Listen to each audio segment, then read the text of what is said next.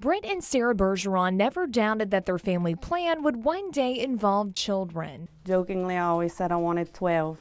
And my husband, when he married me, said, we'll start with one and then we'll go from there. The Bergerons were thrilled when they found out they were pregnant in 2012 and couldn't wait to find out the gender at their 20-week ultrasound. But it was a series of scans that changed every expectation. The baby boy in Sarah's belly had a lethal form of osteogenesis imperfecta, or brittle bone disease. Her exact words were lethal, meaning no possibility of life once we delivered, if any lifespan, minutes to maybe hours. Sarah continued the pregnancy, going all the way to term and delivering a precious baby boy named Braxton in August 2012. We were blessed with 7 hours, which was more than we could have ever imagined with him. A few months after Braxton's death, genetic testing confirmed that both Sarah and Brent are carriers for the most severe form of brittle bone disease, meaning that another child would have a 25% risk of inheriting it and dying.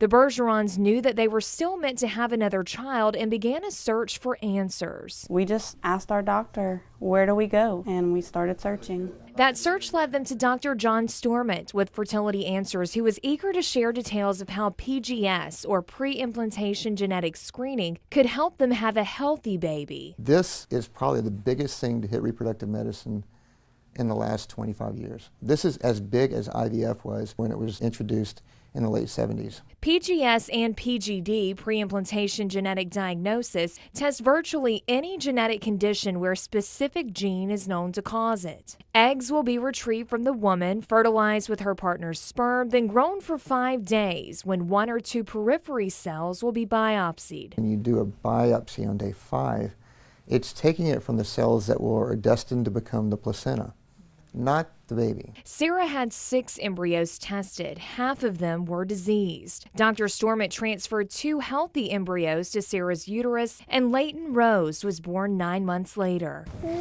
This technology doesn't come without controversy, but as Sarah holds a healthy little girl today, she says the process is worth it. We're just trying to have a baby to love, and I don't think that's a bad thing. When I have patients who say, we have 3 girls, we want a boy, that's not a possibility. We're screening to decrease disease and improve health. At your service with HealthCast, Brittany Glazer, KPLC 7 News.